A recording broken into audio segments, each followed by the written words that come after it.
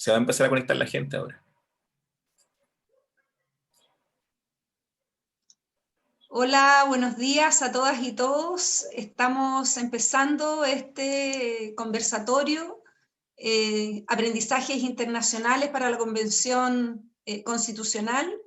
Estamos esperando que se conecte todo el mundo. Queremos agradecerles a todas y todos quienes se están sumando esta mañana. Vamos a esperar unos poquitos minutos para empezar formalmente. Quiero avisar antes de comenzar formalmente que tenemos interpretación simultánea. En la pantalla de sus, pueden ver un icono del globo terráqueo que dice interpretación. Si ustedes lo aprietan ahí, pueden escuchar lo que estamos conversando en inglés y en español. For those of you who join us who don't speak Spanish, I just wanted to let you know that we have a simultaneous translation. You can connect in the icon that says interpretation on the bottom of your screen, and you will be able to listen to the interventions either in English or Spanish. Empezamos. Bueno, buenos días de nuevo a todas y todas. En nombre del Programa de Naciones Unidas para el Desarrollo, quiero darles una cordial bienvenida, agradecerles a todas y todos por acompañarnos hoy día en esta discusión Buenas Prácticas y Aprendizaje para la Redacción Constitucional. Este evento ha sido organizado por el Programa de Naciones Unidas para el Desarrollo en Chile y cuenta con el apoyo de la Oficina de la Coordinadora Residente del Sistema de Naciones Unidas en Chile. Queremos volver a reiterar que contamos con interpretación simultánea. Podrán durante toda la sesión escuchar las intervenciones en español o en inglés. Quiero explicarles un poco cómo vamos a funcionar hoy día. Tenemos inicialmente las palabras de bienvenida de la representante del PNUD en Chile, Claudia Mojica, seguida por unas palabras introductorias de la coordinadora residente del Sistema de Naciones Unidas en Chile, Silvia Rux. Luego tendremos un panel con tres muy destacados y destacadas presentadoras que nos acompañan desde Estados Unidos, Colombia y Túnez. Cada uno de los presentadores tendrá 15 minutos para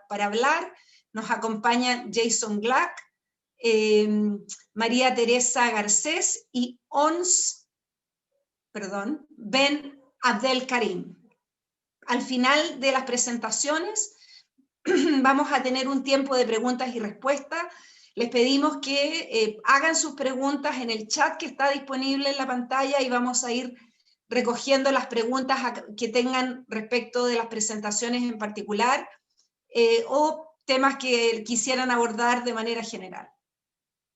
Para empezar, quisiera dar la palabra primero que nada a nuestra representante residente en Chile, Claudia Mojica. Claudia cuenta con más de 20 años de experiencia profesional en relaciones internacionales.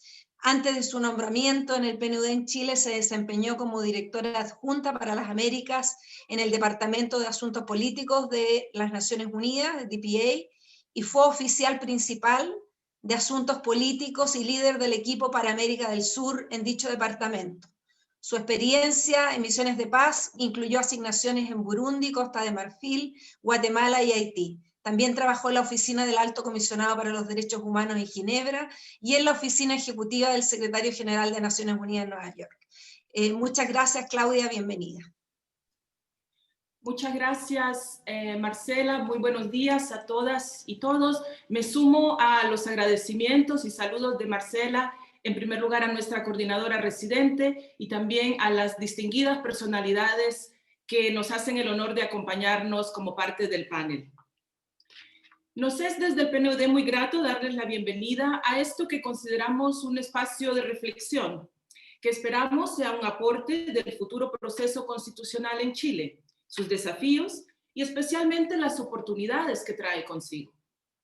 Los resultados del plebiscito del 25 de octubre dieron cuenta de la valoración que tiene la ciudadanía para avanzar hacia una nueva constitución, como un camino institucional para abordar las demandas sociales.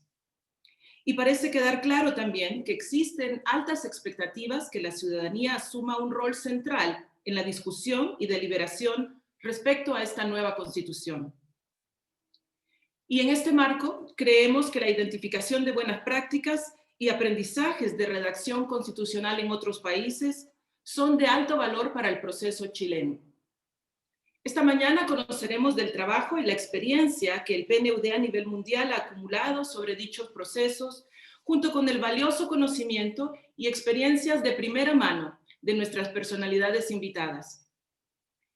Cabe recordar que un requisito de todo proceso constituyente democrático es que vaya acompañado de una amplia participación ciudadana, que incluya diversidad de actores y pluralidad de posiciones, junto con una deliberación abierta e informada. Es importante además que haya un sentimiento de apropiación por parte de los países, sus autoridades y la ciudadanía, donde quienes quieran colaborar lo puedan hacer a través del diálogo y la generación de acuerdos con respeto a los valores democráticos.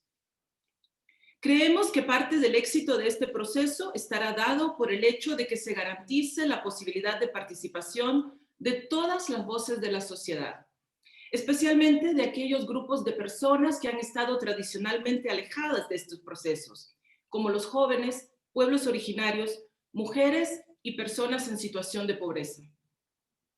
Principios como la inclusión, la igualdad, incluyendo por supuesto la igualdad de género, la transparencia y la rendición de cuentas, constituirán las bases para asegurar una participación ciudadana de calidad, que permita a las personas asumir su responsabilidad y compromiso con respecto de los destinos del país. Para ello resulta esencial trabajar también en el fortalecimiento de la educación ciudadana, como un presupuesto necesario de dicha participación, usando no solamente los métodos tradicionales, sino también aprovechando las oportunidades y las herramientas que nos ofrecen las nuevas tecnologías. El involucramiento activo de la ciudadanía en la toma de decisiones de interés público, el reconocimiento de su derecho, pero también de su deber de participar en estos asuntos, junto con su contribución al diálogo y la búsqueda de consensos, serán sin duda elementos muy relevantes en este proceso constitucional. Una participación ciudadana que cumpla las características mencionadas tendrá además el efecto de dar más legitimidad al proceso, generando confianza y fomentando una cultura política a su alrededor y en el largo plazo. Que ciudadanas y ciudadanos sean escuchados y considerados en la toma de decisiones es una de las maneras concretas en que la democracia se fortalece y se representa en el diario vivir de la ciudadanía. Finalmente, me gustaría destacar que el PNUD tiene como parte de su mandato fortalecer la gobernanza para el desarrollo sostenible. Las constituciones, como lo sabemos, son la base para construir instituciones sólidas que promuevan la paz y la justicia, en línea con la aspiración de la Agenda 2030 de Naciones Unidas para el Desarrollo Sostenible y específicamente el objetivo número 16. Poder apoyar a los actores nacionales involucrados en el proceso constituyente es entonces para nosotros una oportunidad de contribuir al desarrollo sostenible de Chile. Y es por ello que durante este año hemos realizado diferentes actividades orientadas siempre a fomentar la participación y aportar a la reflexión. Y es a esta importante tarea que nos comprometemos también en adelante de cara al futuro y los invitamos a todas y todos a trabajar mancomunadamente en un proceso que es a la vez histórico y esperanzador. Muchas gracias. Muchas gracias, Claudia. Gracias por tus palabras. Para quienes se han sumado a este evento, quiero volver a reiterar que tenemos interpretación simultánea. En el icono abajo de sus pantallas hay un globo terráqueo que tienen que apretar para escuchar en inglés o en español. For those of you who just joined us, we have simultaneous translation. You have an icon at the bottom of your screen where you can listen either in Spanish or English. For questions, please use the question and answer section at the bottom.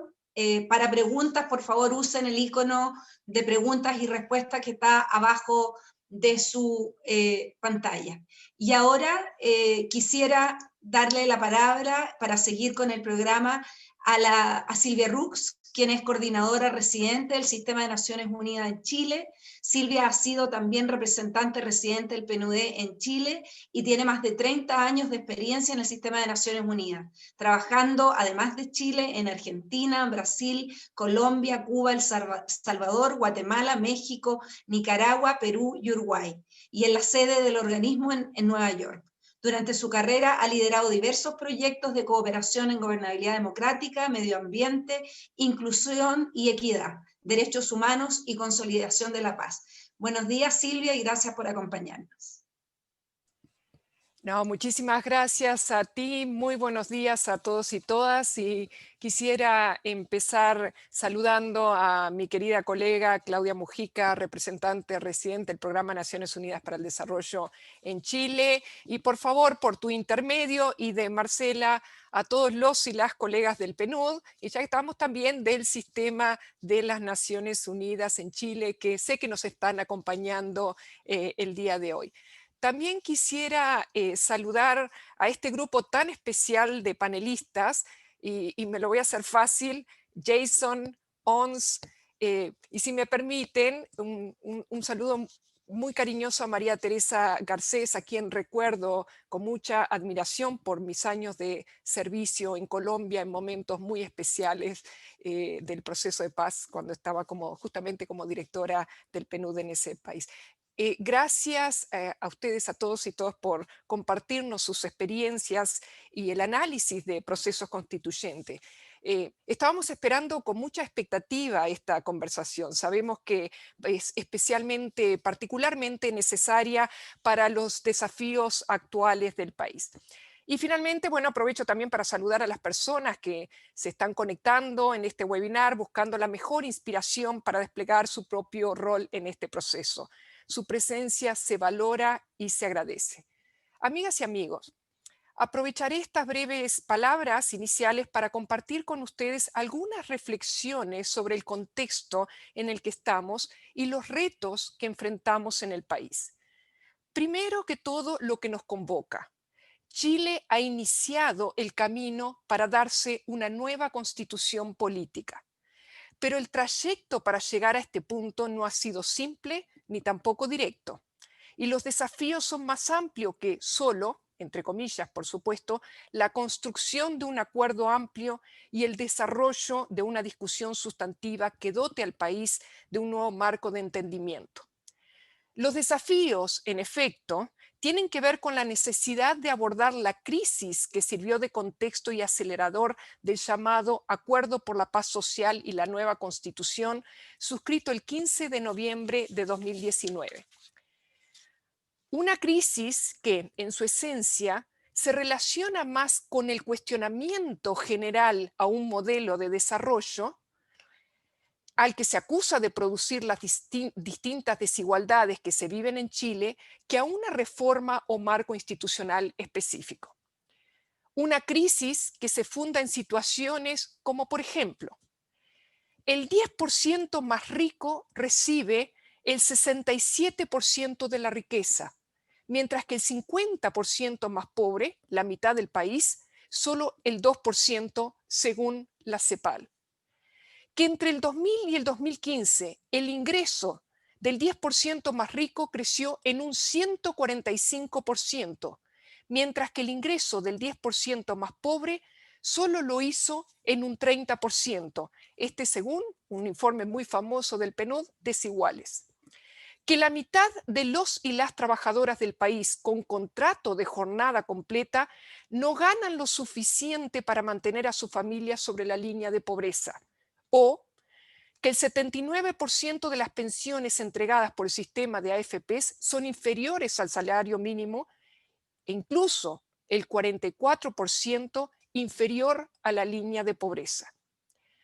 Usando una metáfora para graficar esta situación, se trata de una crisis que se produce en un país donde las personas de mayores ingresos perciben algo parecido a lo que ganan los ricos en Alemania, mientras que las personas pobres algo parecido a lo que reciben los pobres en Mongolia. En mi opinión, es relevante recordar esto, pues el cambio constitucional no fue una de las demandas principales de las personas movilizadas.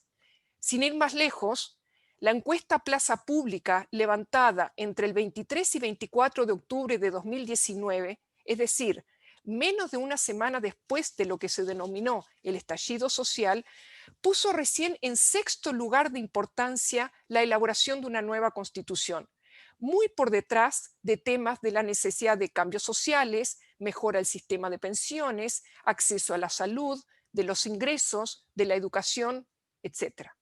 Es decir, este itinerario constituyente representa el procesamiento institucional de un conjunto de demandas sociales que, por supuesto, no se agotarán ni se responderán solo con una nueva constitución.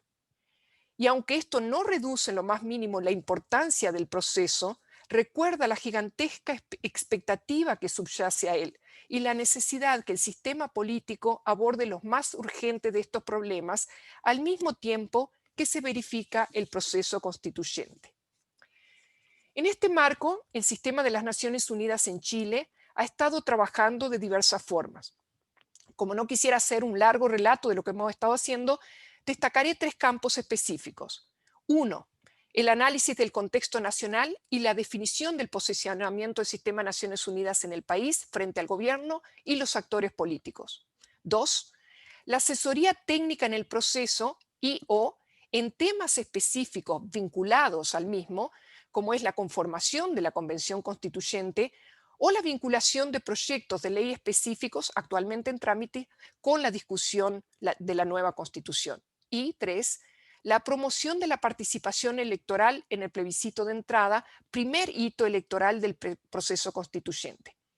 En este punto reitero ahora públicamente mis felicitaciones al trabajo realizado por el propio PNUD en esta materia.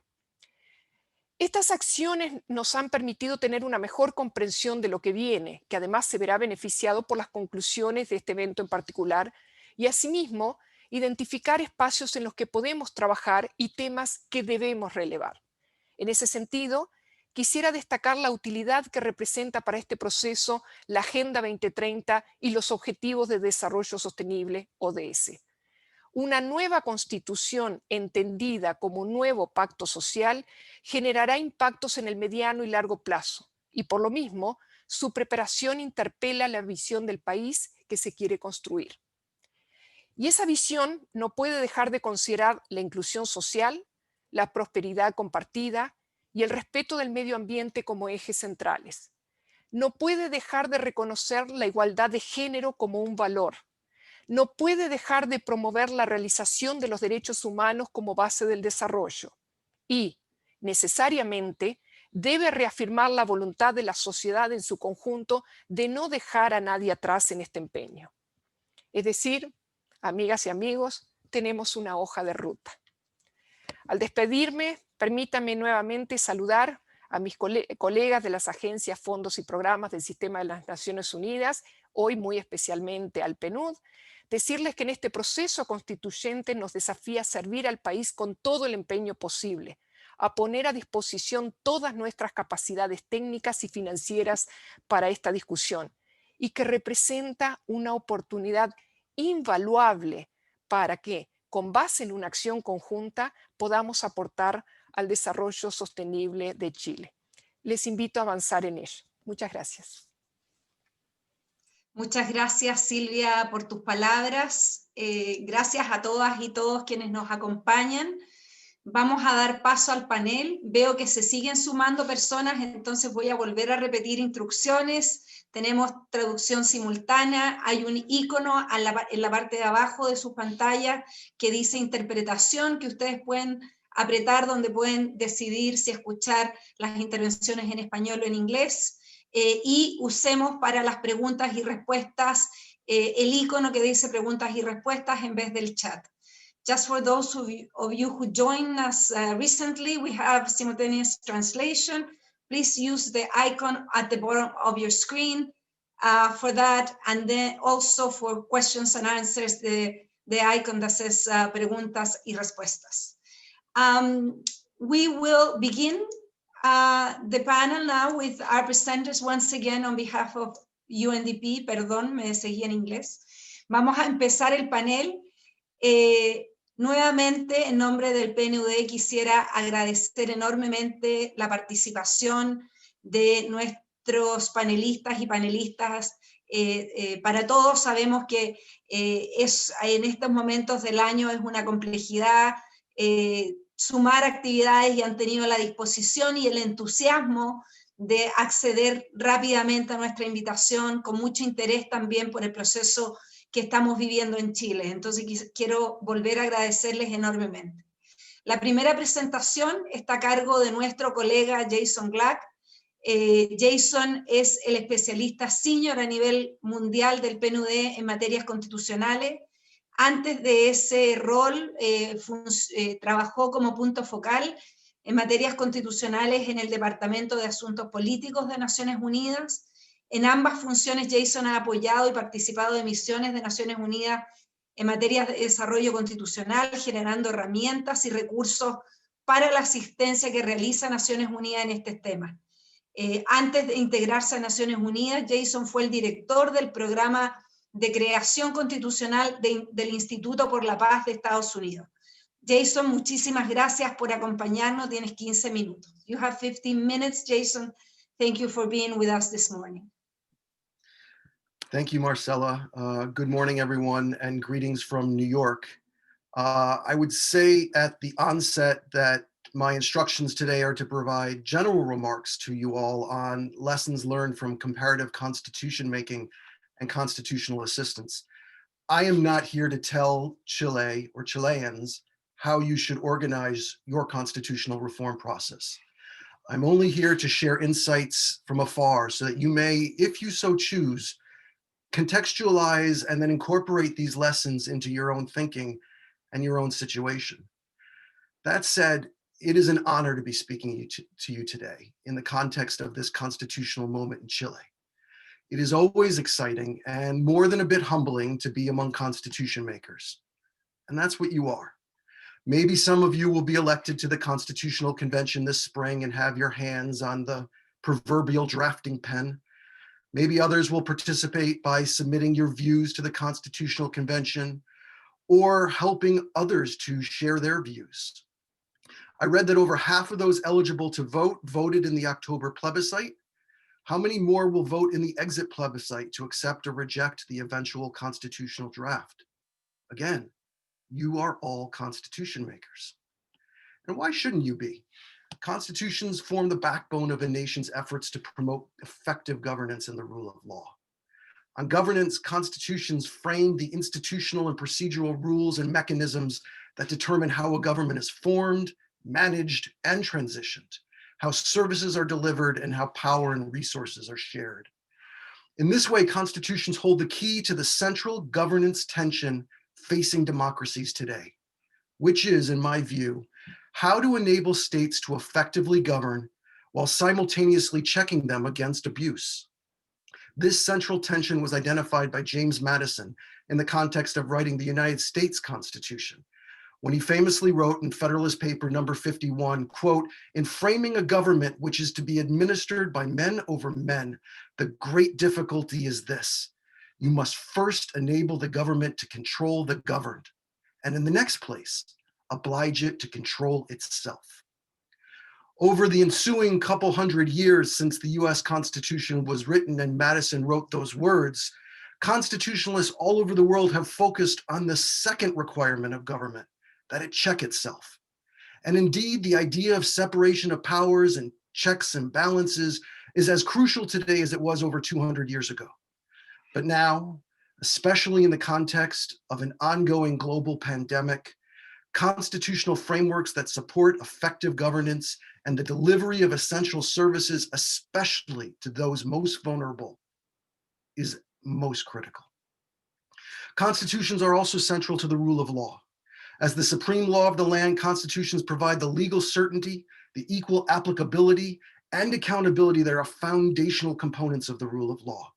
And constitutions guarantee the fundamental rights and the mandating of courts and commissions to protect those rights, which are vital in promoting a rule of law and a human rights culture. These are just some of the reasons UNDP prioritizes constitutional support around the world. So again, it's an honor to be able to spend this time with you as you embark on this journey. In my experience, constitution making is one of the most politically difficult exercises a country can undertake.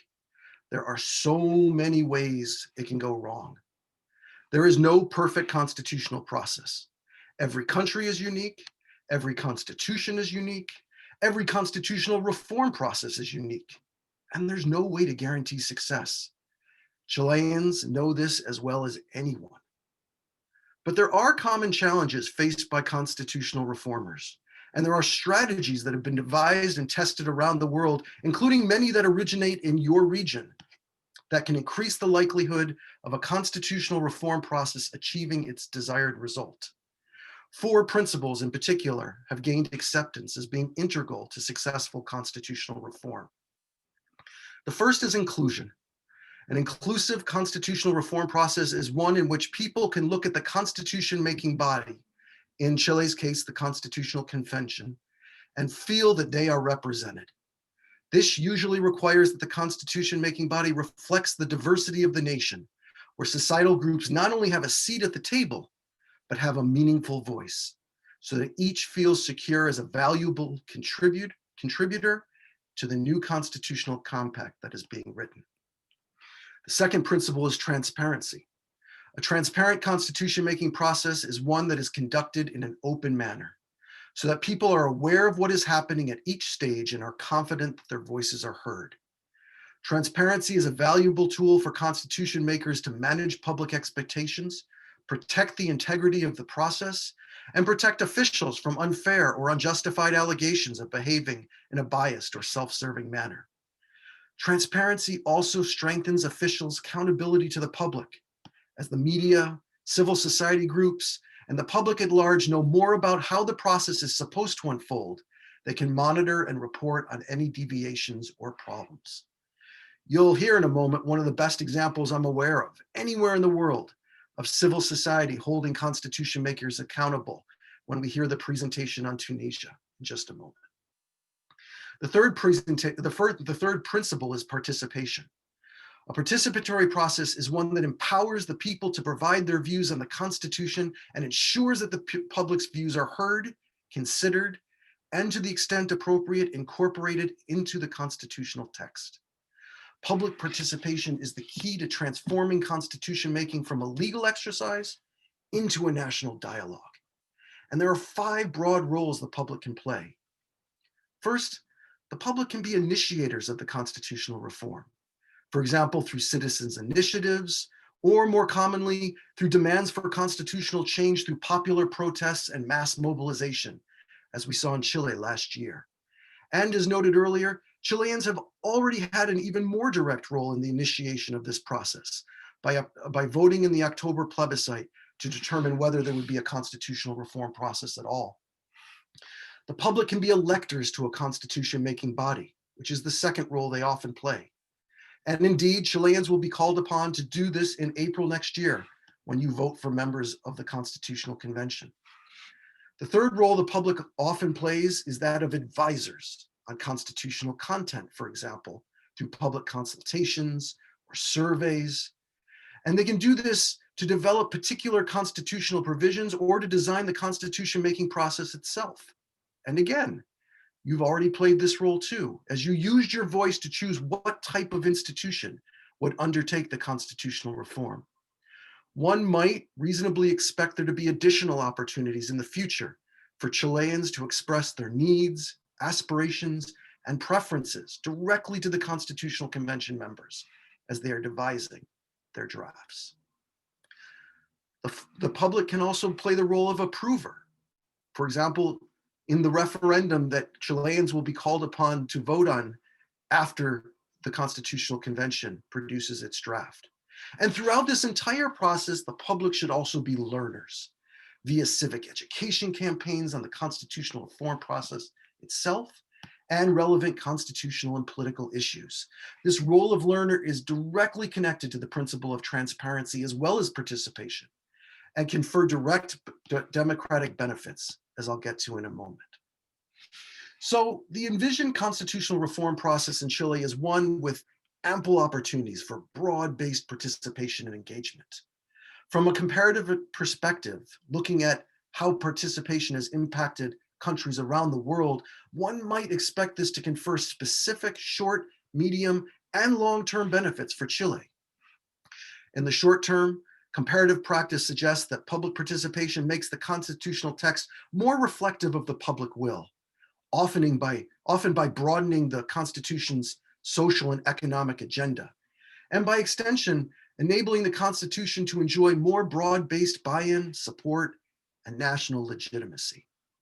But even beyond the text itself, participation enhances the legitimacy of the constitution-making process, which increases the likelihood that the eventual draft will enjoy more support even from those who do not agree with every provision in it. I'm reminded of Kenya, where the 2010 Constitution was ratified after a particularly contentious and divisive referendum.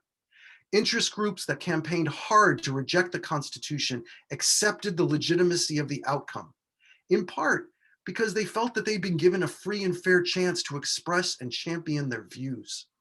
As one of the leaders of the No campaign stated as he admitted defeat, quote, "We had our say and the majority had their way." Public participation is also credited with educating the public on constitutional issues and fostering a stronger sense of civic engagement. The public is learner role that I mentioned a moment ago. And public participation is also linked to building trust among different societal groups, building trust between citizens and political elites, strengthening national identity and unity, improving attitudes about democracy, and supporting more cooperative democratic behavior. And finally, participation is credited with contributing to more sustainable peace at the country level and even at the global level as well. An academic study published in 2017 quantitatively examined all 138 new constitutions that were developed in 118 countries between 1974 and 2011.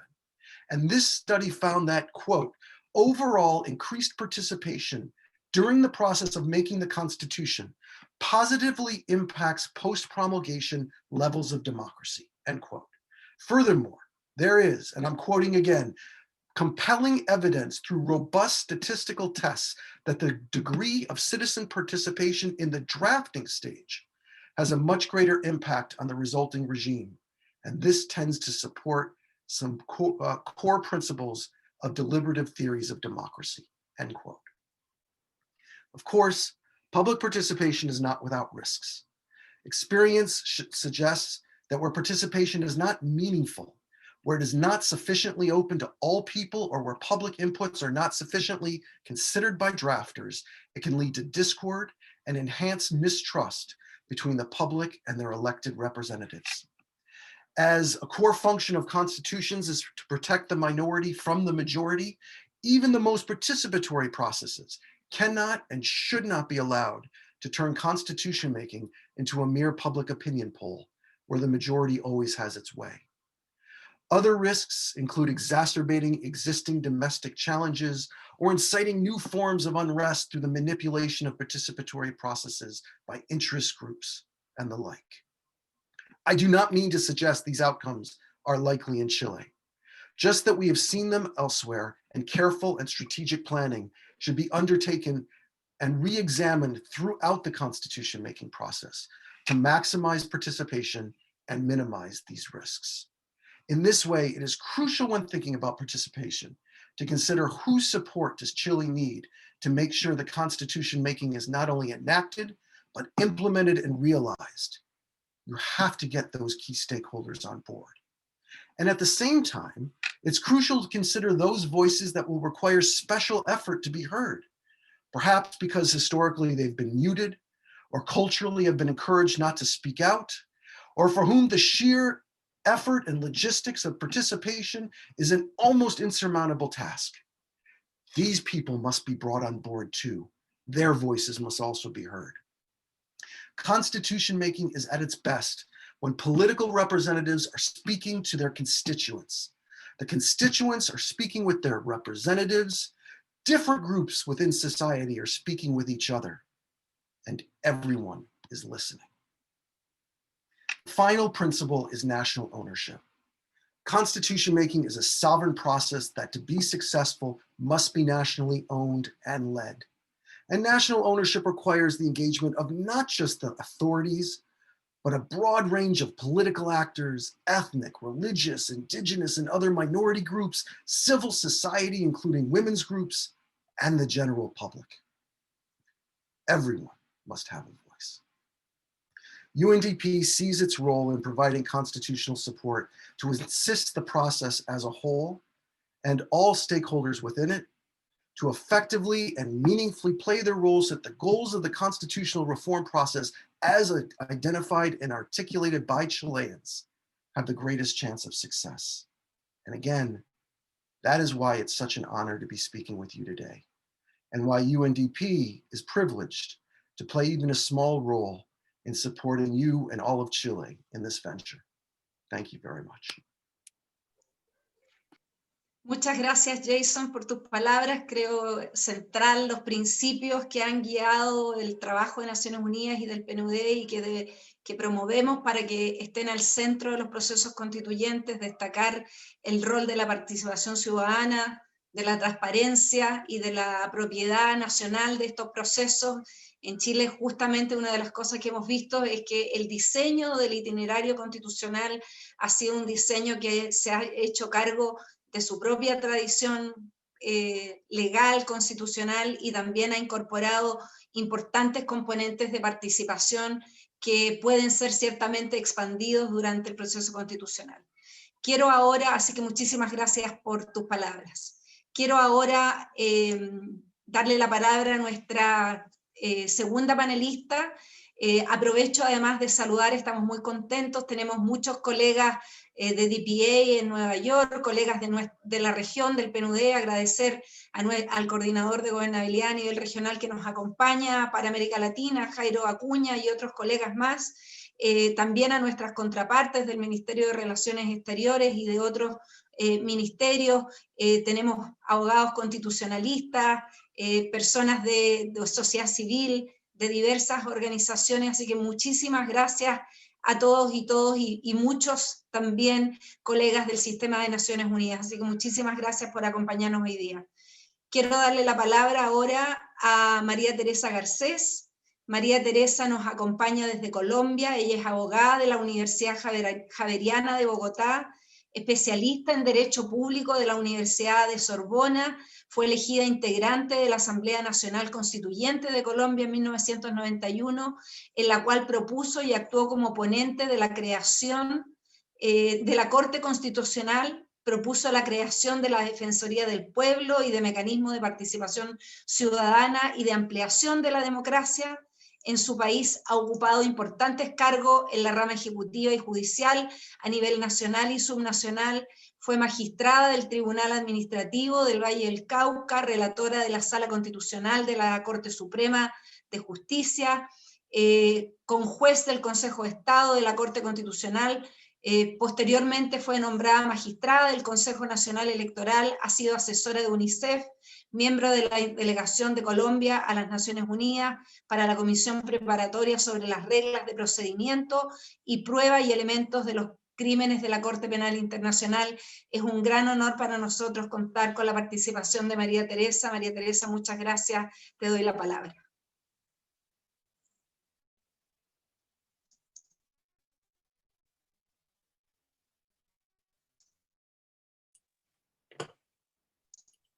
Está silenciada, tienes que abrir micrófono. Bueno, ahora sí. Agradezco muchísimo al PNUD Chile, especialmente saludo a Marcela Ríos, a Silvia Rux, a Jason Klug, realmente estoy muy complacida por esta invitación porque me parece interesante poder colaborar en lo que pueda hacerse por Chile, porque es un país que quiero muchísimo. Allá tengo mis grandes afectos y es un país que conozco, he estado muchísimas veces y verdaderamente muchas gracias por esta invitación. Yo he dividido la exposición en dos partes. la formación de consensos para la expedición de la Constitución del 91 y voy a mencionar muy a grandes rasgos las principales reformas. La formación de consensos, primero que todo. Antes de la Asamblea, la situación en los años 1989-1990 reflejaba un estado impotente frente a la agresión del narcotráfico, las masacres, la liquidación de la Unión Patriótica, el asesinato de 4 candidatos a la presidencia, guerrillas, paramilitarismo, una sociedad fragmentada, envilecida por la violencia.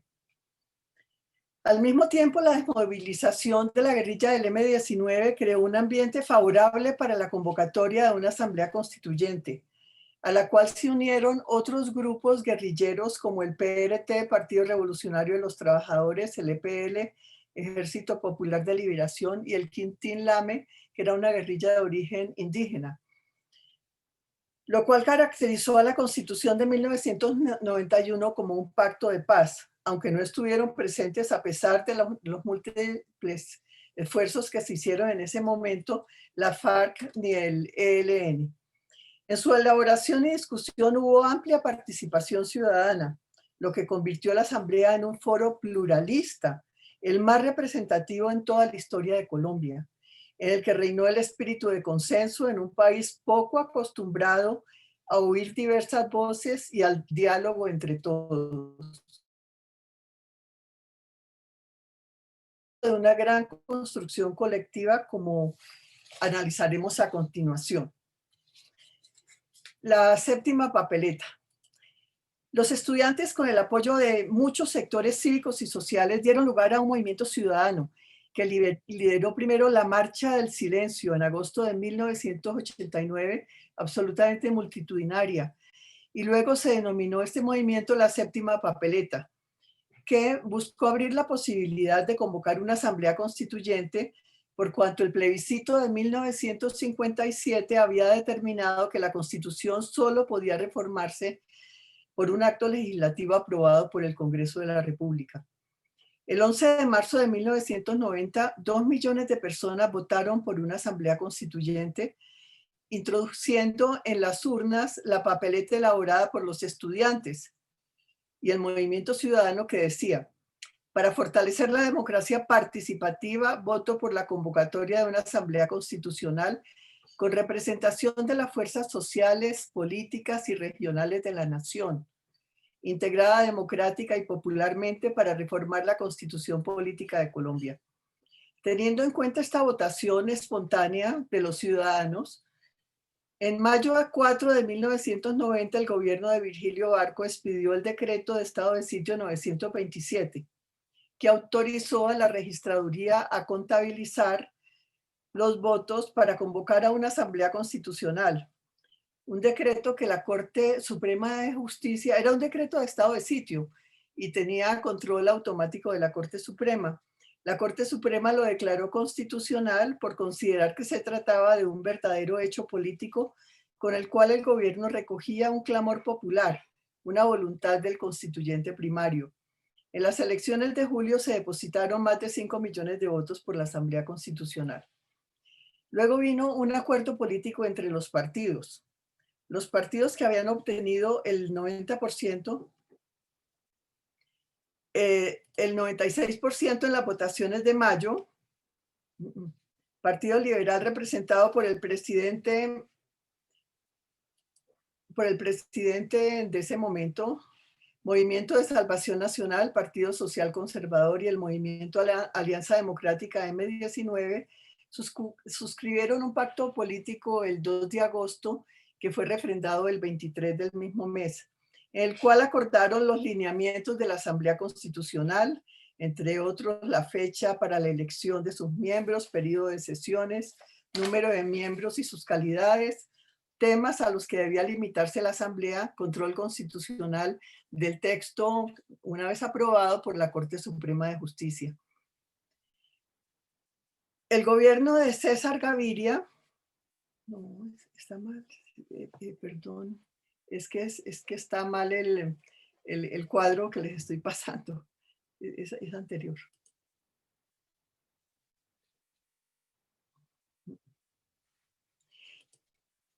El gobierno de César Gaviria dictó el decreto de estado de sitio 1926 de 24 de agosto de 1990, en el cual introdujo el acuerdo político, la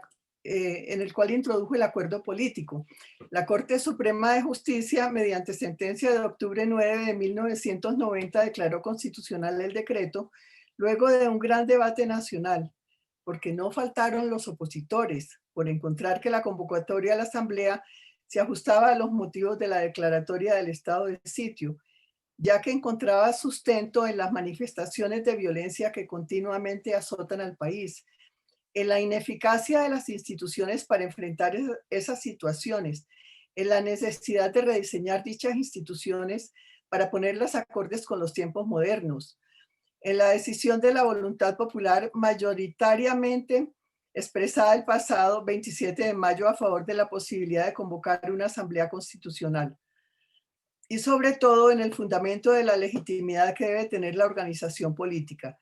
No obstante, consideró que todas aquellas limitaciones a esa facultad soberana del pueblo contenida en los acuerdos políticos eran inconstitucionales. O sea, los partidos habían acordado unos temas y la Corte Constitucional declaró constitucional el decreto, pero dijo que el acuerdo político pues era inexequible porque no se podía limitar la voluntad del pueblo. Dijo la Corte en ese momento: vamos a estar en presencia de una verdadera asamblea constitucional donde el pueblo pueda escoger su temario y donde se van a tomar todas las decisiones que ese constituyente primario considera que deben adoptarse sin limitación y sin sujeciones a los acuerdos políticos. Luego vinieron unas comisiones preparatorias y audiencias que se hicieron con base en el acuerdo político, donde se invitó a todo tipo de personas de distintas vertientes ideológicas, gremios, sindicatos, organizaciones no gubernamentales, universidades, etc. En estas comisiones y en audiencias se debatieron los cambios institucionales que debían hacerse en muchos temas, como la ampliación de la democracia, el Congreso, Ministerio Público, participación ciudadana, etc. También llegaron a estas comisiones propuestas de las mesas de trabajo que se convocaron en todos los municipios con la participación de los consejos municipales, organizaciones, colegios y universidades que igualmente fueron clasificadas y tenidas en cuenta. De estas comisiones, por ejemplo, en algunas de ellas surgieron articulados completos que luego fueron acogidos por muchos constituyentes y también por el gobierno y por organizaciones que mandaron proyectos a la constituyentes. Entonces, aquí realmente hubo un principio de consenso muy importante. La formación de listas, composición y elección. La elección de miembros de la Asamblea se hizo por listas con el sistema de circunscripción nacional, lo que permitió que hubiera representación de todas las fuerzas sociales, empresarios, sindicalistas, campesinos, políticos, ex cancilleres, hubo como 4 ex cancilleres, ex ministros de Hacienda, ex magistrados, ex candidatos a la presidencia, hasta hubo un expresidente de la República, investigadores académicos, exguerrilleros, periodistas, minorías políticas, iglesias cristianas.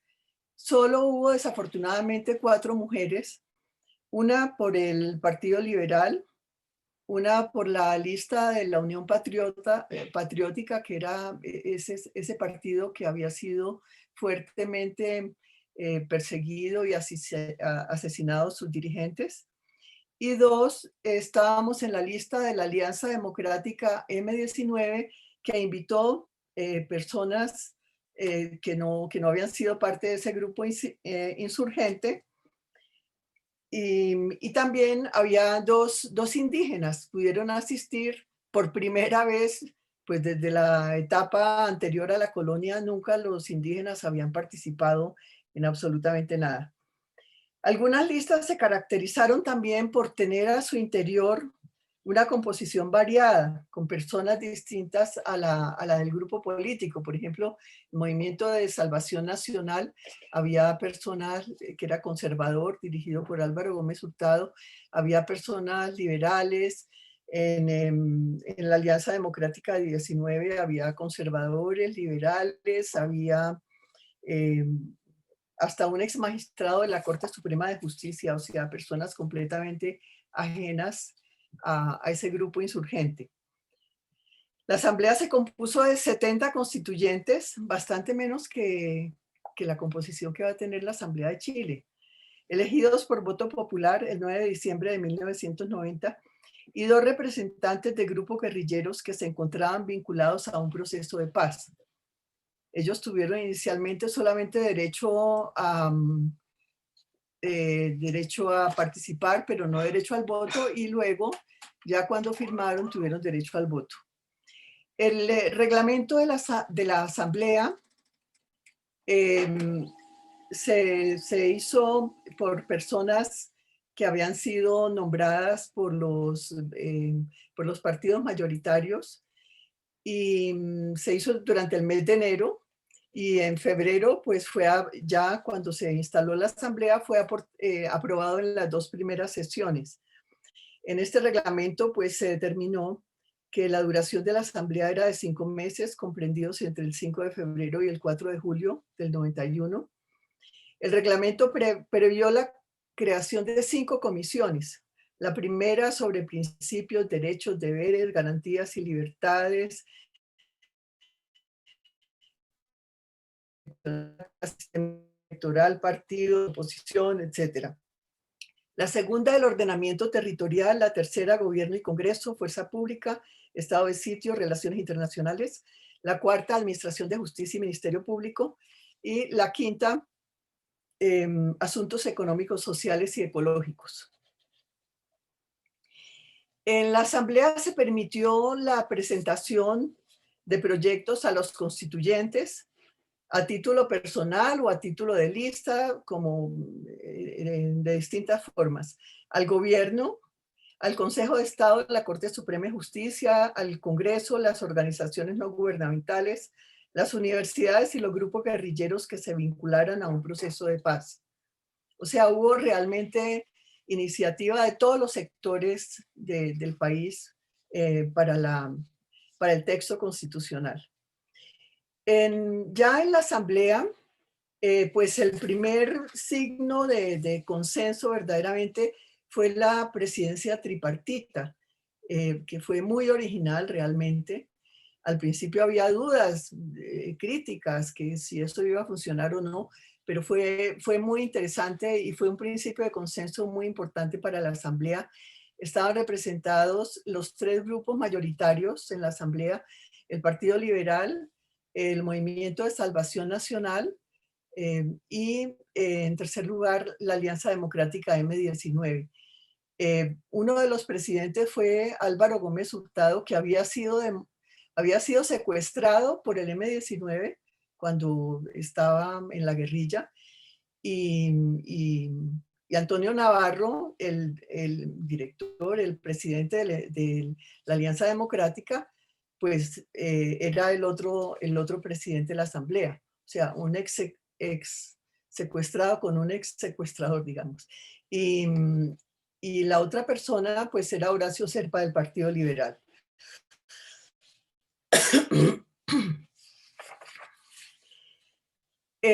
¿Cómo funcionó la aprobación de los textos? Primero, en las comisiones, según los temas que integrados en los temas que les mencioné, pues donde había representación de todas las listas, pues en la medida de lo posible. Hubo ponentes. Los ponentes muchas veces eran de distintos partidos también. Presentaban un informe ponencia para primer debate en la plenaria. En el primer debate, pues se discutía, se aprobaba. También hubo comisiones conciliadoras, porque en la plenaria sobre todo surgían textos sustitutivos, proposiciones sustitutivas, y las personas que la habían presentado pues constituían una comisión conciliadora para luego la aprobación de la misma plenaria. Hubo luego del primer debate una comisión codificadora que fue encargada de hacer la ponencia de todo el texto que se había aprobado, pues una vez organizados digamos, organizados por asuntos y por capítulos, etcétera, y también donde debía presentar, pues, debía presentar, pues, los cambios que había hecho o las modificaciones que sugería y los motivos para sugerirlas. Y luego vino el segundo debate.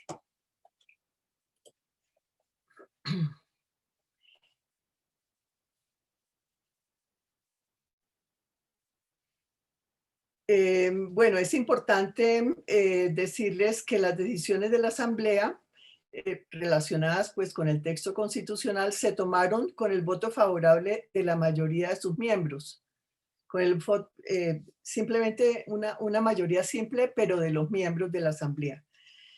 Y cuando se presentaba un texto nuevo o que había sido negado en primer debate, por ejemplo, con una redacción diferente o que se insistía, pues se necesitaba el voto de las 2/3 partes de los miembros de la corporación. Es muy importante que, pues digamos, para la formación de consensos, que los debates siempre fueron públicos.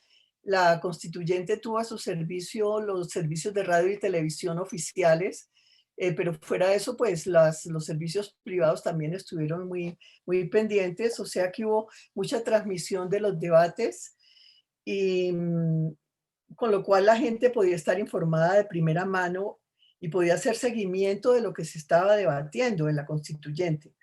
Además, siempre estuvieron presentes los medios de comunicación y muchos periodistas. Esto se reflejó pues también en las grandes discusiones que se daban en la prensa, aparte de la constituyente, que de alguna manera pues o criticaban o apoyaban lo que se estaba diciendo, etcétera. También hubo mesas de trabajo, reuniones y documentos por fuera de la Asamblea durante el desarrollo de todas pues hubo siempre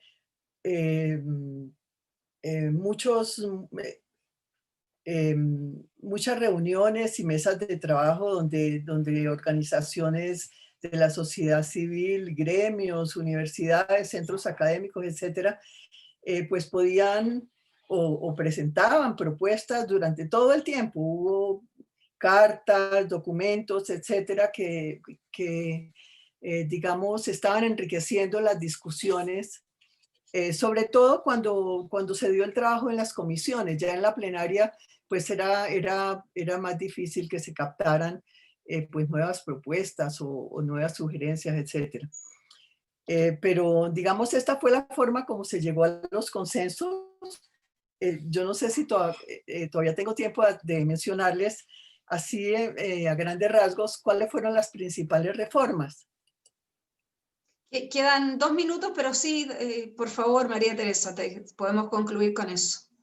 Bueno, pues el Estado Social de Derecho, basado en la igualdad de todas las personas, pero un concepto de igualdad que fue enriquecido en la Constitución con el concepto de que la igualdad no es solamente formal, o sea, no es solamente expresar que todas las personas tienen iguales derechos, iguales deberes, iguales oportunidades, sino con un concepto de igualdad material, por el cual el Estado tiene la obligación de contribuir con acciones positivas a solucionar las desigualdades que de por sí existen en la sociedad.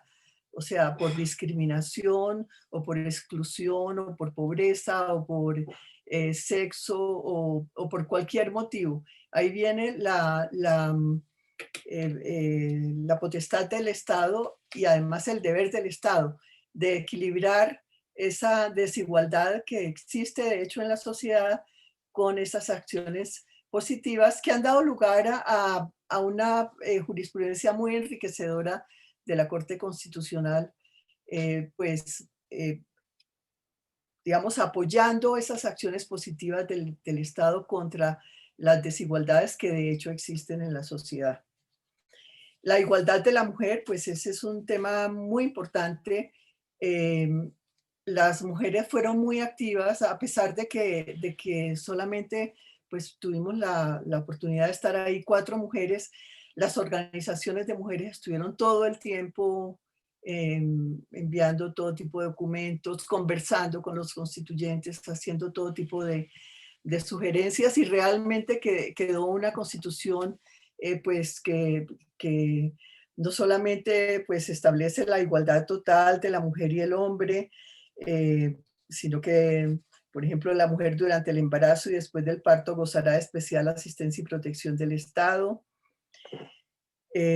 Subsidio alimentario si entonces estuviera desempleada o desamparada. La mujer cabeza de familia es objeto del apoyo especial del Estado.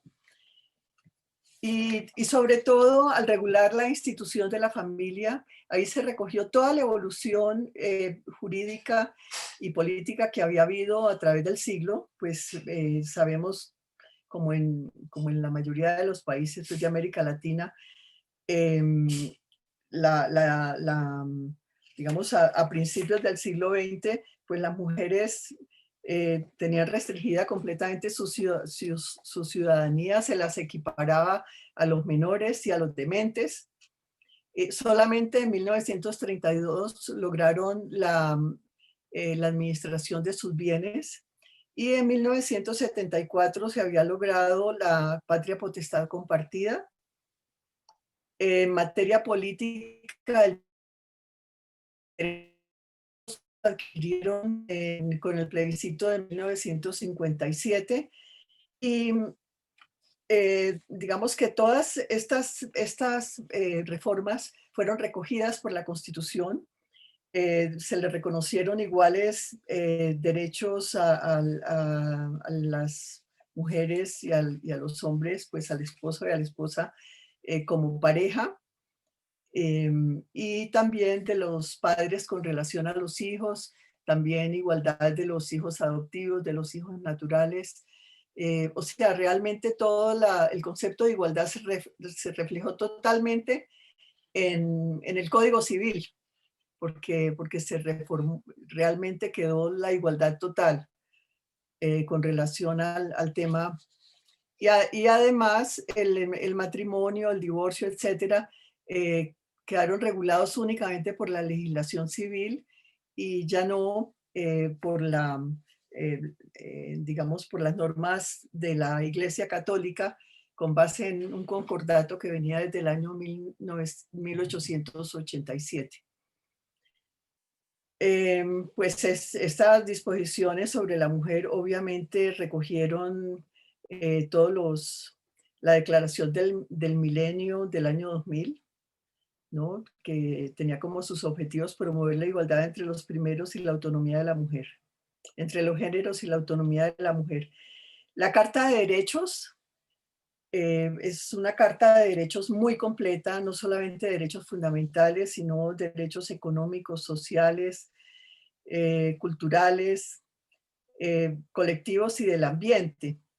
Y consecuente con esta concepción de los derechos, se creó también, pues, mediante una norma, la prevalencia de los tratados de derechos humanos y de derecho internacional humanitario, que dio lugar al bloque de constitucionalidad, que es un concepto que la Corte Constitucional pues siempre ha puesto por encima en sus exámenes de constitucionalidad, pues los tratados sobre derechos humanos y DIH, porque forman parte de este bloque de constitucionalidad. Pues no solamente se trataba de que hubiera muchos derechos y que no hubiera formas para hacerlos efectivos, se crearon 3 acciones muy importantes, acciones judiciales. La acción de tutela, que es la joya de la corona de la Constitución, porque es lo que la gente del común quiere muchísimo. La acción de tutela se utiliza en Colombia para todo, cada vez que la gente considera que se les están violando sus derechos. Y tiene la ventaja de que la decisión la debe tomar el juez en 10 días y ordenar a quien esté violando o entravando pues el ejercicio de un derecho, pues da una orden totalmente mandatoria, pues, para que se deje de esta violación, pues, inmediatamente.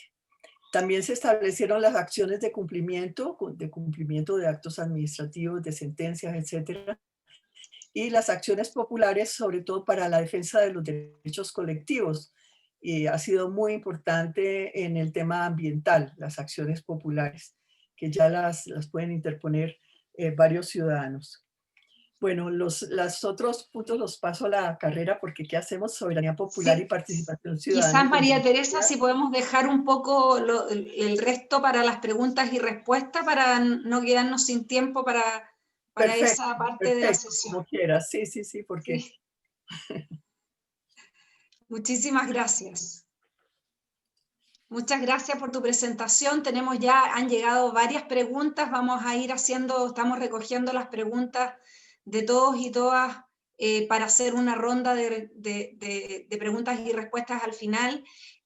Muchísimas gracias, María Teresa. Sin duda la experiencia colombiana es muy relevante para el camino que está avanzando en Chile. Es una experiencia que se ha discutido y analizado bastante, pero creo que todavía hay muchos de los aprendizajes, como tú nos planteas, en términos de participación, de la riqueza de las propuestas que llegaron, del ordenamiento de la Asamblea, y también en términos de un caso interesante donde no solo podemos ver cómo funcionó la Asamblea Constituyente, cómo se conformó, sino que también ya dos décadas después podemos ver también el impacto que ha tenido la Constitución y algunos de los temas que se han consagrado constitucionalmente, como planteabas tú, el Estado social y la tutela y los temas de igualdad de género, entre otros. Así que muchísimas gracias por tu presentación. Queremos pasar ahora a la última ponente que está con nosotros. Ons Ben Abdelkarim nos acompaña desde Túnez, está en su casa en este momento con cambio de horario y todo. Queremos agradecer enormemente la participación de Ons esta mañana.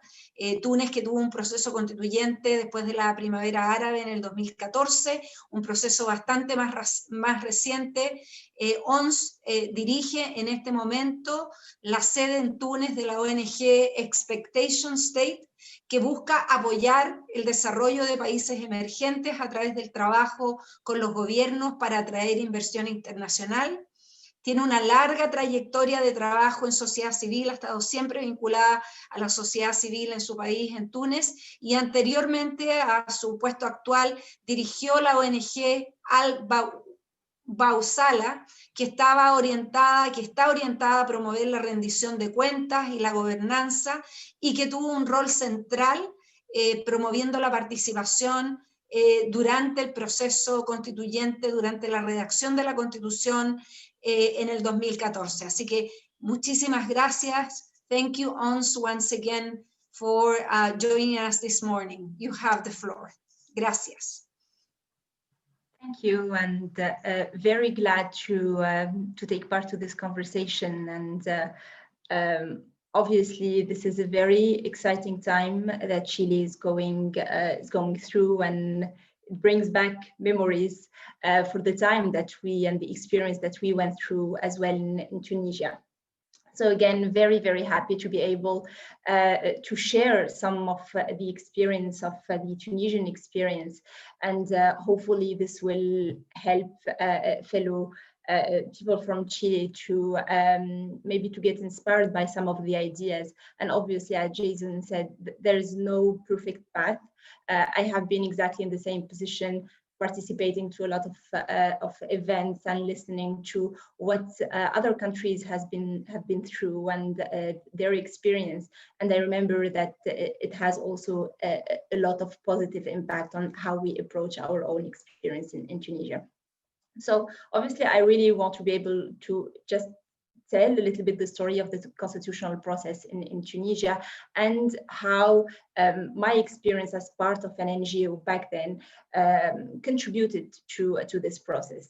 So just to give you a very brief overview, the constitution building process was in a context, as Marcela, you said, in the democratic transition process. So in 2010, everyone heard about the Arab Spring that started from Tunisia, started from the different regions in Tunisia, and especially the interior regions. And the motive of this movement in 2010 were really the lack of freedom, the problem of inequality, of injustice, and very big regional disparities and corruption in the country, added up to a dictatorship that lasted for more than 20 years. So in 2010, started the revolution in the country. 2011 started actually in 14 January 2011, there has been the change with the dictatorship leaving the country. And the discussion started to say what to do now. And that was actually the first question that the population was asking, and the political elite was asking, what is the next step? And the problem that was faced back then is actually no one really had the answer in terms of who are we as Tunisian, what represents us as Tunisian, what is the bond that really link us as a nation, and what do we stand for? What is this thing, this contract that bond us to be able to work together for a better future, for a more prosperous and equal and just future? And it's then when there has been conversation about, actually, let's go back to the basics. And the basics are the constitution. This is what helps us to rule our common space of living and the values that we want to vehiculate and to live and work together with. So there has been conversation about potentially having experts drafting the constitution, constitutional experts, but there is a very, very big popular demand that this constitution needs to be written by the people for the people. So it needs to have a constituent assembly that will be representative, that will be elected, and that will actually express the views and the diversity that exists in the country, which we were not even aware of, because, you know, under a dictatorship, we don't talk to each other. There is obviously a very official speech and, you know, image that, and I remember me back then, I was in my 20s, early 20s. That was a new Tunisia that I was discovering, and it was the same thing for a lot of people. So this is how we came actually to have electing a new constituent assembly in October 2011. So we elected 217 members representing the 10 million Tunisian, but only 4 or 5 millions were actually went to choose their representatives. And then started actually the process of drafting the new constitution. So the drafting of the new constitution lasted almost more than 3 years. So it took time. Sometimes people say, how come, you know, we are supposed to do a constitution in 1 year and it should be very speed. But actually to be able to take the time to discuss, to have something that is quite consensual, it does take time, and 3 years in the life of a country is actually nothing, because this constitution is supposed to last for a very, very long time. It should be representative, inclusive, and enable really the most important part of the constitution is actually to be able to implement it afterwards, and for the people to feel that it really belongs to them, and they feel that this is the constitution that they will respect, and that will be like, you know, the bond that link them to the whole as a whole population. So to go back to the role of the civil society and my organization back then. So the question, once we had this constituent assembly and started the discussions around the constitution, I felt, and with a group of people, that the most important part for this process to be successful is to be participatory. So for people to really take part in this process, to understand the process, to contribute to what is written, and especially to make those who are supposed to present them accountable for what they are voting for, what they are saying, what they are suggesting in this constitution. So, and this came the idea actually to launch Al-Bawsala. In Arabic, it means compass. So, and the idea of this NGO was to say, let's put the constitutional process at the heart of the public participation. Let's make sure that people understand what's going on in this parliament and really keep their representative accountable. So what we did was try to answer three main questions. The first question was, who are those MPs? Because again, we come from a dictatorship. There is no political elite. There are like very few. So the new ones that they are going to be part of this constitution assembly, they were not known for the public. So the first question was, let's try to at least present those people, collecting data about them, their background, what they did, what they stand for, etc. And we really started from scratch. So there is no data about those representatives. So we had to do interviews with them, try to collect the information, and we built a platform online where we had, like, for every single MP, a profile where he has his date of birth, what he did, what he's standing for, etc. The second element was to say it's very important to ensure that the conversations happening inside the parliament and inside the Constitutional Assembly are public. So that goes back to a very essential point that with experience, I think it's very important, which is the rule of procedure. Because when the Constituent Assembly started working, they had a sort of rule of procedures that organizes the work. So in the Constituent Assembly, you have, of course, the plenary sessions where they vote the articles and they have like public conversations. Then they have the committee sessions. And actually, it's in the committee sessions that all the work is happening. This is where the real conversations are taking place, whether in terms of rights and freedom, whether it's in terms of, let's say, how the political system will be organized, whether in terms of economic and social rights. Every committee has a mandate, and this is where you have a representation of all the political parties present in the Constituent Assembly, and where they debate, where the conversation happens, where they have hearing, etc. Actually, those committees were not broadcasted on TV, so no one knew what's happening in those committees. So what we did is actually to be present in every single committee.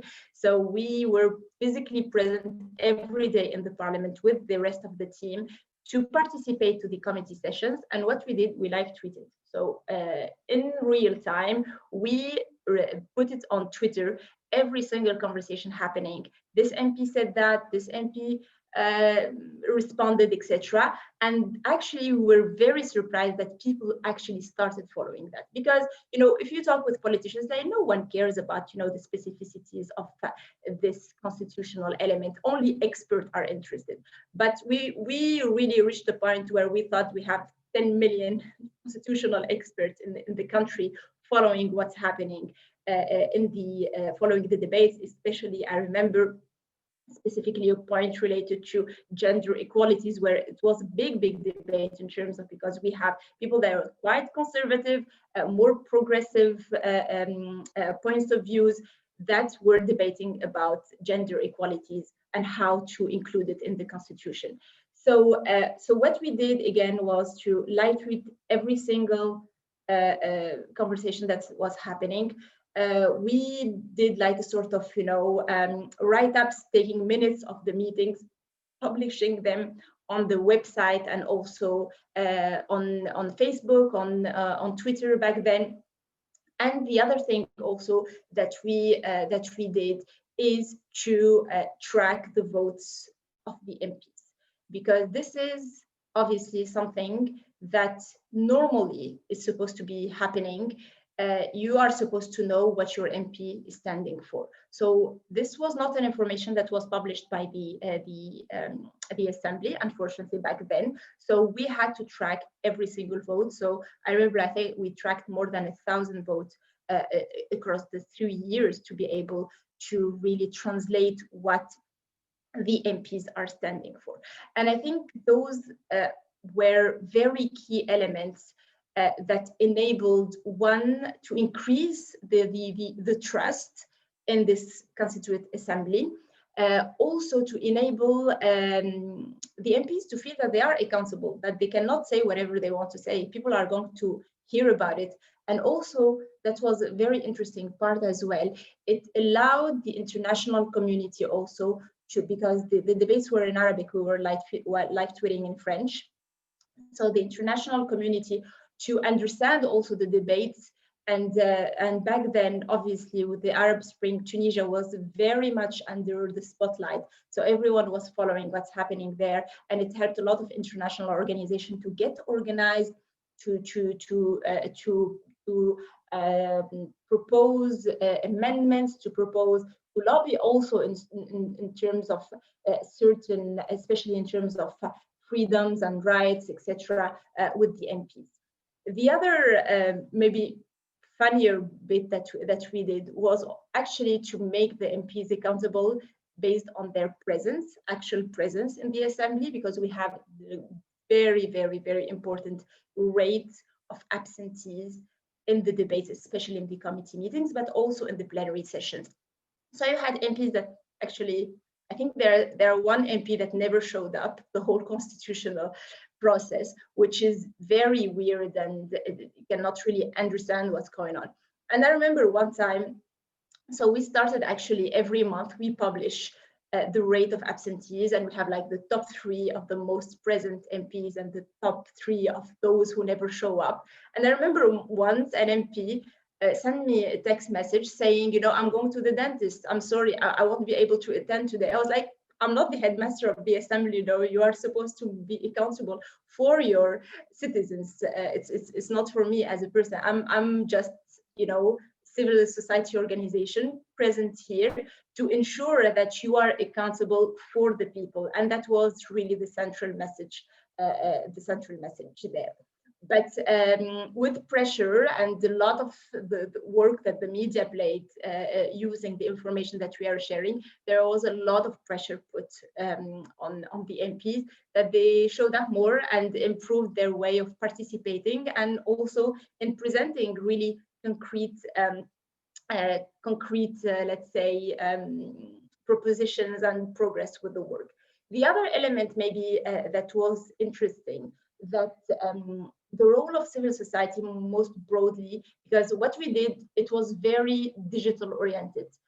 So we have a population that is very connected, but at the same time, it's important to acknowledge that there are populations in the rural area, they don't have internet, they don't even have the TV. How are they going to be reached out? How are they going to be involved and represented and heard in this process? So one of the things that we did is to organize public debates. So every month we took 4 MPs from different backgrounds, and we went to the places that no one went to. So very remote areas where we tried in a very basic way to just launch the conversation. Sometimes, and usually, it was not about the Constitution, but quickly you realize that though what they are expressing as a request and what they are really longing for is something that can be translated in the Constitution. And also it enabled the MPs to not just be stuck in their bubble within the assemblies, to remember why they are actually in this assembly, why they are actually going through this constitutional process. It's actually to make those people heard and to make their voices heard. So maybe just a few words also in terms of how to build consensus around the constitution. So as I said, we had like 3 years of constitutional building process. It lasted 3 years. And in the meantime, it was very intense at certain points. We had 2 political assassinations. The assembly was suspended for 2 months because of the very intense political atmosphere that was back then. And this obviously translated in the assembly, because those are the present there are representative of political parties. So actually, the civil society, the wider civil society that obviously won the Nobel Prize in 2000 and I think 15 or 16, I don't remember anymore, sorry. The quartet, the Tunisian quartet, which was composed of the trade union, the labor union, the organization of the lawyers organization and the human rights organization, the Tunisian Human Rights Organization. They organize a sort of national dialogue where they put everyone around the table to help really find a consensus and really move beyond this political crisis to adopt the constitution. The other thing that was very interesting as well, that within the assembly itself, they formed a consensus committee, which was representative of the different members of the political parties and the parliamentarian group that were represented within the assembly, to debate and find consensus on all the conflictual issues related to the relationship between the state and religion, related to also the rights and freedoms, related to freedom of speech, related to, for example, also the political system, the power that was given to the president rather than the head of government, and the role of the parliament. There was this committee which was in charge of discussing and finding consensus. So when they go to vote, the consensus is already there. And actually, what when the constitution was voted in 2014, on January 2014, it was voted with 200 votes over 217. So there was a very large consensus on the constitution. Maybe the last point is that actually I believe that it's a very rare moment to witness the constitution. It's very exciting, and I think personally, I don't think I will ever live something similar in the history of my country, and it's even a privilege to be able to contribute to it. It's not easy. It's a matter of fact. It needs a lot of work, especially to be able to push to have an open, inclusive. I remember having MPs, especially as I said, we come from a culture of dictatorship, so transparency is not something that is accepted back then, and still struggling still now within the society, and even at the level of the political elite and the political parties. And it was a real struggle to showcase that why it's important to make this process open, why it's important and structural to make it inclusive, because it's actually the essence of democracy, and the essence why a constitution is made is to make everyone feel that they belong to this country and to this nation, and to be able to move together, even with the differences. We are not supposed to think all the same, but everyone should have a place to express himself and to live freely and prosperly. So again, if you have any questions, I would be very, very glad to try to answer them, and also enjoy this experience. I think it's very thrilling, and I hope that you'll be able to contribute to it. Thank you, Ons, very much for that. Muchas gracias, Ons, por tu presentación. Tenemos muchas preguntas. Les voy a pedir, Jason, María Teresa, Ons, que sean súper telegráficos para la respuesta, very short answers, so that we can have as many questions as possible, para que podamos tener muchas más preguntas. Voy a comenzar con una pregunta, Jason, tratando de vincular dos de las preguntas que están relacionadas. Preguntan, a tu juicio, ¿cómo calificar un proceso constituyente que sea exitoso? ¿Tiene que ver con el contenido de la Constitución o con el resultado? ¿Basta cumplir con los 4 mecanismos que mencionaste de inclusión, transparencia, participación, apropiación local? Y vinculado a eso mismo, otro de los participantes pregunta si hay cuáles son los riesgos de un fracaso, digamos, cuáles son los riesgos en el resultado del proceso, qué procesos han sido que no han sido exitosas. Entonces, las dos caras de la moneda, ¿no? ¿Cuáles son los criterios de éxito y cuáles son los riesgos del fracaso y qué casos han fracasado? Jason.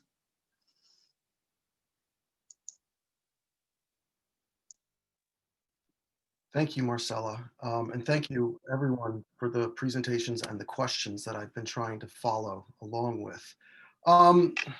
In terms of success, I mean, I think it's fairly straightforward. You can evaluate initial success or failure based on whether or not the Constitution is actually adopted successfully. It goes through the Constitutional Convention, it gets approved, it gets ratified during the exit plebiscite. That would obviously be a success at one level. I think concurrent with that, one would want to look at the extent to which the different components of society feel like the document adopted reflects their needs, their interests, their aspirations. Is it something that can serve as a national compact for the entire country? Or is it a constitution that benefits one group, a majority, over others? So the extent to which not only has it been ratified, but it feels nationally owned. And then I would think that there are metrics for success after that as well. How well is governance and how well is the rule of law promoted under the new Constitution? Does everyone benefit from the resources and the services and the governance provided by the country? Does the Constitution create a political stability? Does it address civil unrest or dissatisfaction? And so, going back to what I said earlier, in my experience, constitutions that incorporate these principles along the way have a better chance, not a guaranteed chance, but a better chance of achieving these metrics of success at each point along the way. In terms of the failures, I mean, they can arise in a lot of different ways. And it's really difficult to try and map this out at the onset, because you as Chileans know where your political fault lines lie. You know what the issues of contention are, and you know how these fault lines and issues of contention are going to present. So, Owen spoke a lot, actually Maria did too, about the need to generate consensus along the way. And most of the times that I've seen these processes fail, and by fail most often means you don't even get a document adopted at the end of all of this time and effort, is because there has been some sort of disconnect between constitution makers and either key sectors of society, key political groups and stakeholders, or the public at large. And this is really easy to happen. The Constitutional Convention members are going to be holed up and they're going to be working away. And sometimes that can create an echo chamber where they're talking with each other and not listening enough to the forces around them. And so we've seen this actually very, very recently. In Gambia, there's a constitutional review that's still going on. And the Constitutional Commission produced a draft. And this is a country that is in the midst of a dramatic political transition, a transition from authoritarianism to democracy. And this constitution is meant to pave the way for the democratic path going forward. And yet the process almost ground to a halt after the commission produced its first draft on the issue not of democracy and not of systems of government and not of term limits, but of whether or not Gambia should be called in its constitution a secular state. Now, I don't mean to minimize the importance of this issue, but we see time and time again that the public has this this nature to decide for itself what are the issues of passion. In Kenya, when they were drafting a constitution after massive post-electoral violence, the referendum, the resistance to the referendum was on things such as whether or not the constitution should allow abortion and whether or not it should allow Islamic courts. In Grenada in 2016, an entire slate of constitutional amendments failed. And these amendments, they instituted term limits. They were going to make Grenada join the Caribbean Court of Justice. They were going to strengthen fundamental rights. They were going to change the name of the country. And yet the entire referendum failed because of an interpretation of one of the amendments that might allow for same-sex marriage. Now, again, I don't mean to diminish or minimize the importance of these issues. I just merely want to point out that these processes take on a life of their own. And it is really through constant talking and listening and consensus building that you have the best chance, not a guarantee, but a best chance of avoiding these pitfalls and maximizing your likelihood of success. Thanks. Thank you. María Teresa, un par de preguntas para usted que aluden específicamente al caso colombiano, pero yo creo también a su calidad de jurista. Mario González pregunta si la convención tendrá como primera tarea elaborar un reglamento para ordenar su trabajo.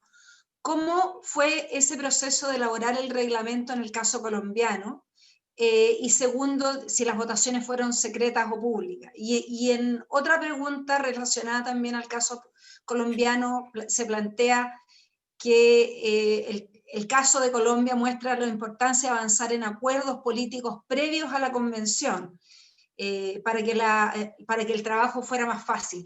¿Cómo se involucran a los actores más allá de los partidos en esas discusiones quizás más procedimentales antes? También hay una pregunta, María Teresa, relativa a procedimientos, si lo puedo vincular a lo primero sobre los quórum. Usted mencionó que en el caso de Colombia todo se votó por 2/3, y si puede quizás elaborar un poco sobre ese punto, si le parece a usted, ese es el acuerdo en Chile también, que la convención va a aprobar todo por 2/3, pero ha sido un tema controvertido, altamente controvertido, y de hecho hay una indicación en este momento de un grupo de parlamentarios que está planteando eliminar ese requisito. Entonces, si le puedo pedir esas tres cosas. ¿Cómo se elaboró el reglamento? ¿Cómo involucrar a los actores no partidistas en el proceso de discusión anterior? Y finalmente sobre el quórum. Sí, primero lo del reglamento. Pues la constituyente se reunía el 5 de febrero. En el mes de enero de ese mismo año, los partidos mayoritarios que habían sacado mayorías en la elección de constituyentes nos pidieron a algunas pocas personas, digamos, tenía algunos juristas que elaboráramos el reglamento.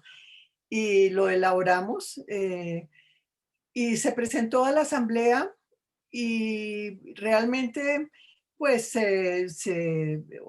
obviamente la asamblea pues sugirió otros puntos, etcétera, pero en general no fue difícil la aprobación. Fue bastante fácil, era un reglamento, creo yo, bastante sencillo. Yo se los describí así en términos generales. Pues y creo que funcionó bastante bien. En cuanto a las votaciones, en general las normas constitucionales se aprobaron por simple mayoría, por mayoría de los miembros de la asamblea. Pero cuando se trataba, sobre todo en el segundo debate de la plenaria, de proposiciones nuevas, o sea, que no habían sido discutidas en comisión y en el primer debate, o que habían sido negadas, ya fuera en la comisión o en el primer debate, entonces se requería una mayoría de las 2/3 partes. Yo creo que eso dio un resultado bastante bueno. Las votaciones fueron públicas en términos generales, pero solamente recuerdo yo en temas delicados en ese momento, como era la extradición, porque pues había una amenaza latente a los constituyentes sobre ese tema. Se optó por hacerlo, por hacer votación secreta, simplemente para que hubiera más libertad, pero algunas personas optaron por hacer expreso su voto. O sea, sobre todo los que, porque en ese momento la constituyente negó la posibilidad de extradición. Entonces los que votaron contra esa norma, pues, o sea, a favor de la extradición, algunos de ellos lo hicieron público, pero en general fueron votaciones públicas. Inclusive después alguien publicó un libro diciendo quiénes habían votado por cada norma, pero era un poquito absurdo, mejor dicho, fue un poquito absurdo ese libro, porque es que el trabajo en la asamblea fue de 5 meses, sobre todo algunos abogados que teníamos que estar como en comisiones accidentales, en comisiones, en la comisión codificadora, en muchos trabajos, digamos, de redacción y de amarrar temas de un lado.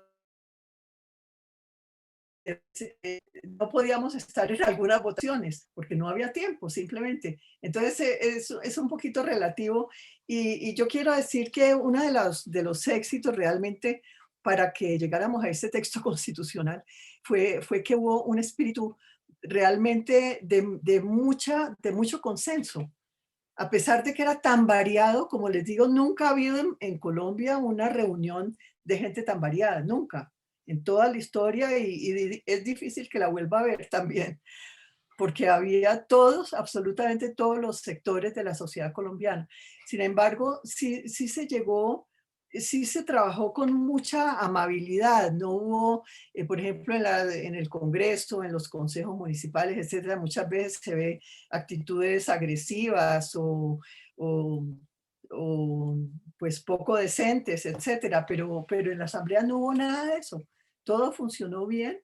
Pero sí creo que fue clave, y viene la tercera pregunta, que cómo lograr esos consensos. Yo creo que fue muy importante lo que se hizo antes de la asamblea, que fueron esas reuniones preconstituyentes, ¿no?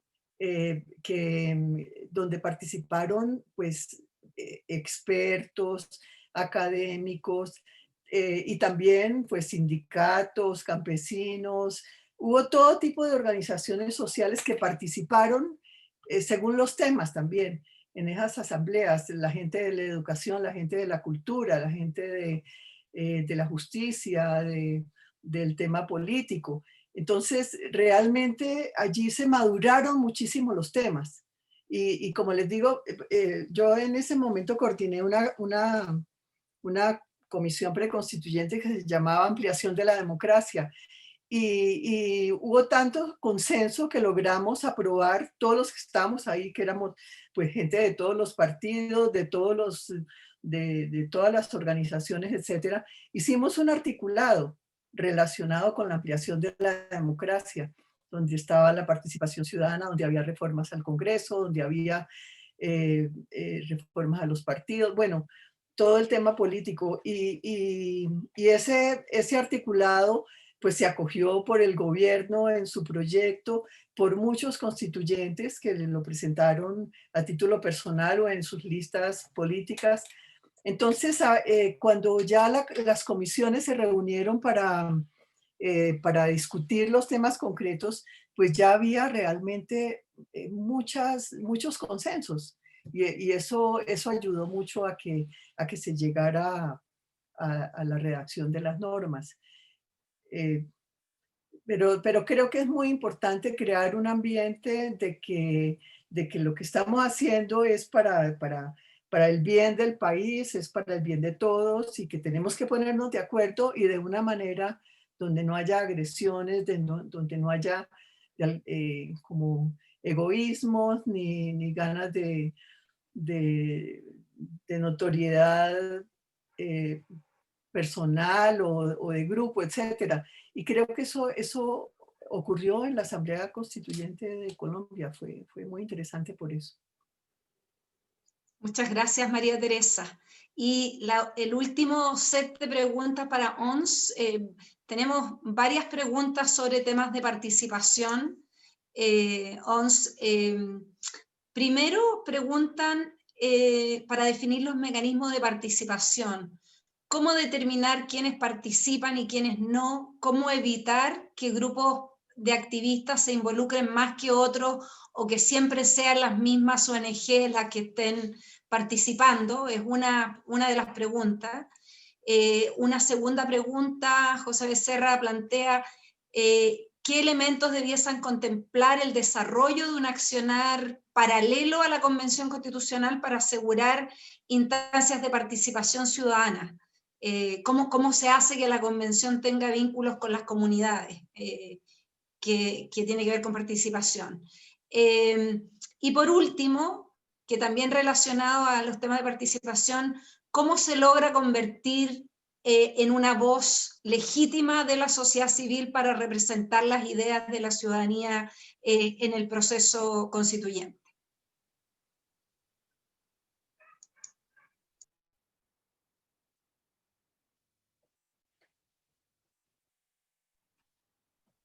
Thank you for all those questions. So in terms of how to ensure maybe a larger participation, and I think the question about, having a certain number of NGOs that are always there and they monopolize a little bit of the conversation. This is the reality that even we faced in Tunisia.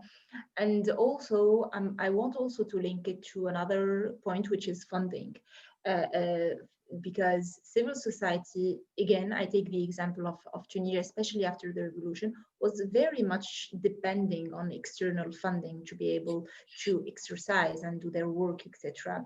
And I think this is something that donors and international organizations that they are present in countries and want to support the development of those countries, keep that in mind in terms of diversifying the funding opportunities, especially for those who are not represented. So especially, in the case of Tunisia, you have groups such as the minorities and also groups that they are in the rural areas where cannot really access to them.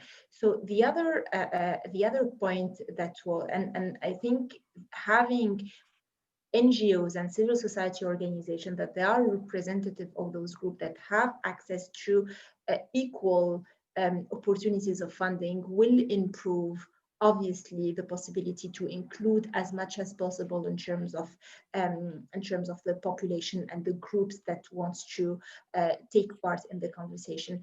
The other thing is also the role of the civic education, and all of this is really to be able to include that in schools and do something that is quite accessible, because constitution is technical, but at the end of the day, it's very specialized, it's very on point on specific subjects. So you need to simplify it. And I believe that for the wider population, putting efforts on having content that is simplified for the population will help to get them involved and understand, especially, and to help them express their opinions based on exact knowledge. The other thing also that is, I believe, very important in terms of, is to be able to build relationships with the MPs, with the constituent members of the assembly, because those are by the end of the day who are going to vote, who are going to propose also the amendments and the content that will be getting into that. So there are mechanisms like the hearings to go in front of the committee and present recommendations, to be quite structured also in the work. I think that the media has also a role, a big role to play. In Tunisia, again, people watch a lot of TV, a lot of TV. This is the main source of information that they are getting, and having public debates really to explain the process. This is a way to get also people interested and therefore involved. The other thing is that, for example, we had I talked about the debates, and I think that was a very efficient mechanism. In Tunisia, the Constituent Assembly, the MPs had every month a week where they had to go back to their constituency. So they had to go back to the place where they were elected to interact with the population. Not a lot of them did that, but I believe that an accountability around that mechanism and pushing them to do that mechanism also can help in terms of enhancing the participation. The last point maybe is, the more the NGOs are structured, the more they are organized, the more their propositions are developed and backed up, the more efficient they can be in terms of really one, enhancing the participation, but also communicating those insights that they are collecting from the citizens, to have a really inclusive and a constitution that reflects the willingness of the people actually. Thank you very much, Ons. We have many more questions. Tenemos muchas preguntas más sobre igualdad de género, sobre el plazo de la convención, sobre las redes sociales.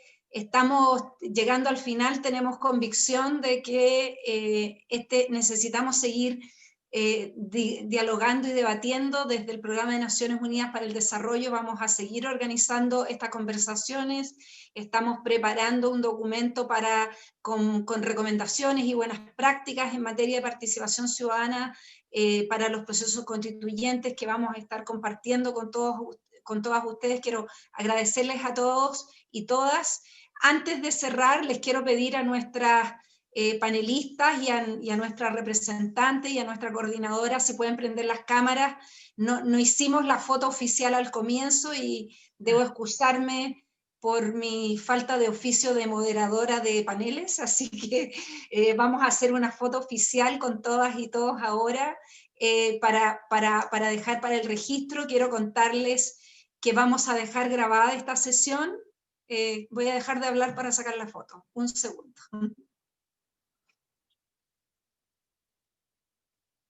Ya, me imagino.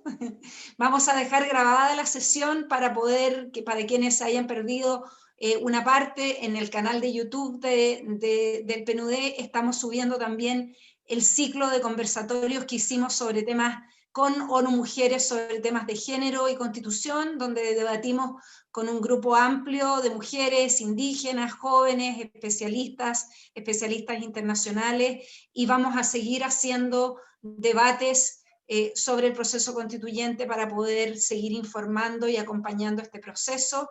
Queremos agradecer muy en especial a nuestra coordinadora residente por habernos acompañado, Silvia Rux. Queremos agradecer también a nuestros 3 panelistas estrellas que nos acompañan desde Estados Unidos, Colombia y Tunisia, Jason Glack, María Teresa Garcés y Ons Ben Abdelkarim. Vamos a estarlos invitando a nuevas discusiones. Tenemos muchos más temas que conversar. No sé si Claudia quieres decir una palabra antes de cerrar, y vamos a abrir además las cámaras de todos los participantes para que podamos despedirnos viéndonos a todos y todas los que siguen acompañándonos todavía. Claudia. No, de nuevo, muchas gracias. Quiero agradecer a nuestros invitados especiales, a nuestra coordinadora residente, María Teresa, Ons, nuestro colega Jason desde casa, dando la perspectiva. Creo que a mí, en lo personal, ha sobrepasado las expectativas. Si vemos el número de participantes y el número y los contenidos de las preguntas, creo que no puede quedar ninguna duda del interés que hay dentro de la sociedad chilena de debatir. Los ejemplos han sido muy claros, muy complementarios. Creo que mucha materia para analizar, para poner en perspectiva de cara a futuro. Ha sido un lujo, de verdad. Creo que nadie sale de esta actividad sin sentir que hemos aprendido algo y sin sentir que hay una motivación real en este proceso de cara al futuro del que hablábamos al principio. Muchísimas gracias por habernos acompañado y a nuestros panelistas, de verdad, felicitaciones y felicitaciones por la contribución que también han hecho ustedes para sus propios países, la cual hemos tenido la oportunidad de apreciar en todo su valor. Muy buenas tardes y gracias. Buenas tardes, muchas gracias. Pensé que íbamos a abrir las cámaras, pero no sé cómo se ocurre eso. Thank you, Jason. Thank you, Ons. María Teresa.